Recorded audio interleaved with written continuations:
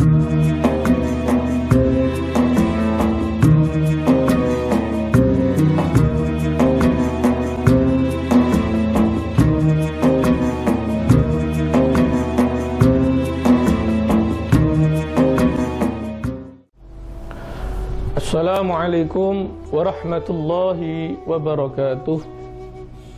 Bismillah walhamdulillah wassalatu wassalamu ala rasulillah Sayyidina Muhammad ibn Abdullah wa ala alihi wa sahbihi wa man tabi'a sunnatahu wa iqtada bihudah. Subhanaka la ilma lana illa ma 'allamtana innaka antal alimul hakim. Rabbi shrah li sadri wa yassir li amri wahlul 'uqdatam min lisani yafqahu qawli. Amin, amma ba'd. Pemirsa MJA TV yang dirahmati Allah Subhanahu wa taala, melanjutkan dari pembahasan yang lalu, saat ini kita berada pada pembahasan keadilan Nabi Muhammad SAW di hadapan orang-orang Quraisy ketika prosesi peletakan batu Hajar Aswad. Maka dikisahkan di sini pada usia Rasulullah SAW fil khamisati wa thalathina min umrihi hadamat Quraisyun al-Ka'bah wa jaddadat bina'aha. Diriwayatkan di sini dikatakan pada usia Rasulullah SAW 35 tahun orang-orang Quraisy menghancurkan Ka'bah dan memperbaharui bangunannya. Jadi diperbarui lagi bangunannya, diperbagus bangunannya. Karena mengingat usia yang sudah cukup tua, dihancurkan Ka'bah, diperbaharui lagi bangunannya.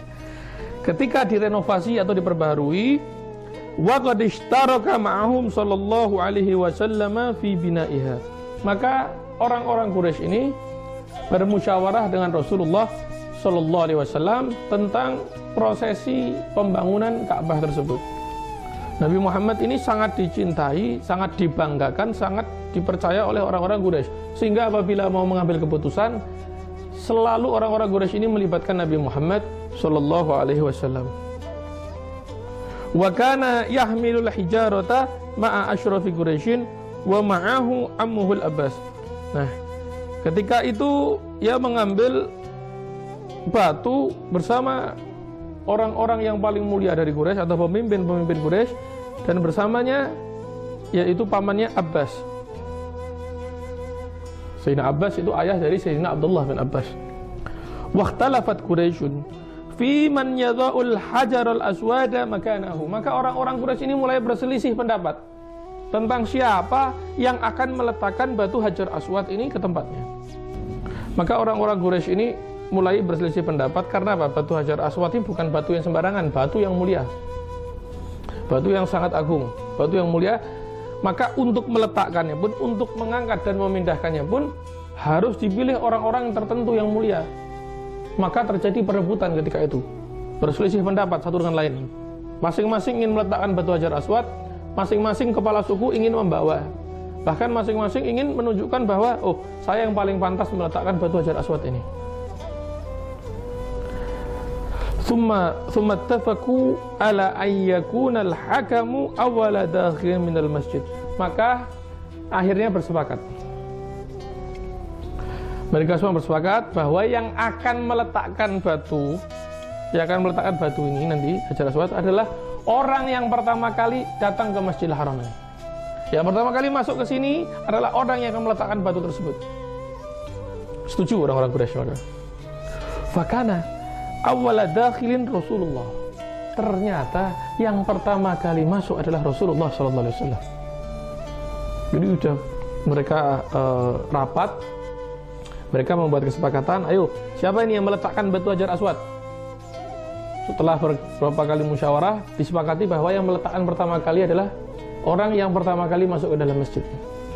Ternyata orang yang pertama kali masuk ke dalam masjid adalah Rasulullah sallallahu alaihi wasallam. Fa farihat Quraisyun bihi. Maka orang-orang Quraisy malah yang tadinya berselisih pendapat jadi senang semua. Wa qalu radina fil amin. Kata orang-orang Quraisy apa? Kami ridha dengan al-amin. Siapa al-amin? Rasulullah SAW. Kami ridha. Kalau yang bawa batu ini Nabi Muhammad, kami ridha. Kalau yang mengangkat batu ini Nabi Muhammad SAW, kami ridha. Kami ikhlas. Gak akan berdebat, gak akan ribut kami. Sudah, biar beliau. Karena Nabi Muhammad ketika itu adalah simbol kebanggaan orang-orang Quraisy.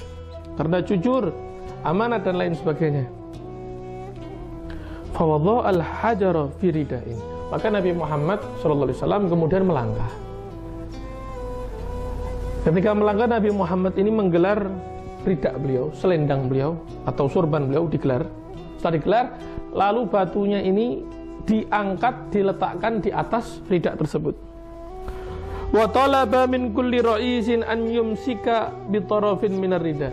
Dan meminta untuk para pemimpin Quraisy, perwakilan dari setiap bani, baik dari bani yang ada di Arab, bani Quraisy maupun bani lainnya, diminta oleh Rasulullah SAW untuk memegang masing-masing ujung ridaknya. Dipegang masing-masing ujung ridaknya. Yang satu megang yang depan, satu megang belakang, satu megang ujung kanan, satu megang ujung kiri, dipegang masing-masing. Tsumma amarahum bi raf'ihi. Dan Rasulullah memerintahkan mereka, ayo, mari kita angkat. Diangkat. Falamma wasulu bihi ila mawdhihi akhadhahu rasulu biyadihi. Maka ketika itu orang-orang Quraisy, mereka semua merasa puas. Karena apa? Karena yang mengangkat ternyata tidak jadi satu orang, yang mengangkat seluruh pemimpin Quraisy. Bagaimana cara mengangkatnya? Dengan mengangkat ridak, yang mana di atas ridak tersebut dibungkus, diletakkan batunya. Batu Hajar Aswad diletakkan di atas ridak, maka orang-orang Quraisy merasa bahagia semua, diangkat batunya sampai masuk ke dekat Ka'bah. Maka Rasulullah SAW mengambil batu tersebut, meletakkan di tempat itu dengan tangannya yang mulia. Wa wadha'ahu biyadihi syarif, dan diletakkan di tempat Hajar Aswad yang sampai sekarang kita datangi itu, yang mana kita cium ketika kita umrah atau ketika kita haji tawaf di sekitar Ka'bah, kita cium, diletakkan dengan tangan mulia Nabi Muhammad sallallahu alaihi wasallam. Fazalal khilafu bihukmihi, maka hilanglah kekhilafan di antara orang-orang itu dengan peradilannya Rasulullah SAW.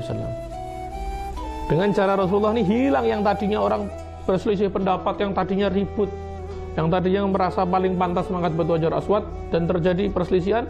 Berkat cara Rasulullah SAW, berkat peradilan Rasulullah SAW, hilang, tidak ada keributan lagi, tidak ada yang mau mempermasalahkan entah siapa yang mengangkat, entah untuk apa, entah bagaimana caranya. Rasulullah SAW menengahinya dengan jalan yang luar biasa, yaitu jalan yang paling baik, jalan yang paling adil, tidak ada khilaf sama sekali. Wa ta'ajjabat Quraisyun bin quwwati fikrihi. Maka orang-orang Quraisy merasa takjub. Takjub dengan apa?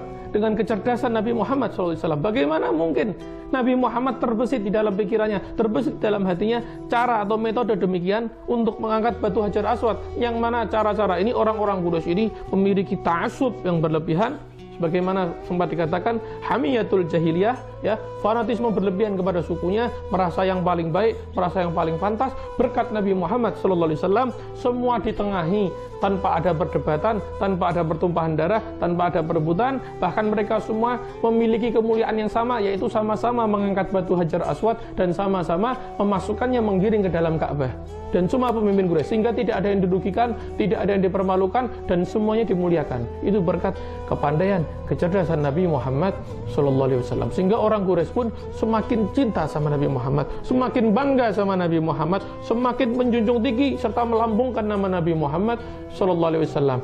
Sampai saking melambungkannya, orang-orang Quraisy ini selalu setiap ada perkara apapun mengajak rundingan Nabi Muhammad SAW. Itu ketika usia Nabi Muhammad belum mencapai 40 tahun, belum diutus menjadi Nabi dan Rasul. Hakadha. Maka dari sini paling tidak kita dapat melihat bagaimana cara Nabi SAW dalam bersikap, dalam bertindak. Dan memang laqad kana fi Rasulillahi uswatun hasanah. Sungguh benar terdapat dalam diri Nabi Muhammad SAW suri tauladan yang baik. Memang benar Nabi Muhammad adalah suri tauladan kita, yang mana memberi jalan tengah kepada kita di dalam setiap permasalahan di kehidupan kita, serta memberikan solusi terbaik untuk kita di dalam kehidupan kita, baik dalam berurusan dunia maupun berurusan akhirat, baik dalam beragama maupun berhubungan dengan sesama. Hakadha. Semoga dari sedikit sejarah Nabi Muhammad SAW ini kita dapat mengambil hikmahnya dan dapat menerapkannya dalam kehidupan sehari-hari. Sallallahu alaihi wasallam Muhammadin wa ala alihi wa sahbihi wasallam walhamdulillahirabbil alamin.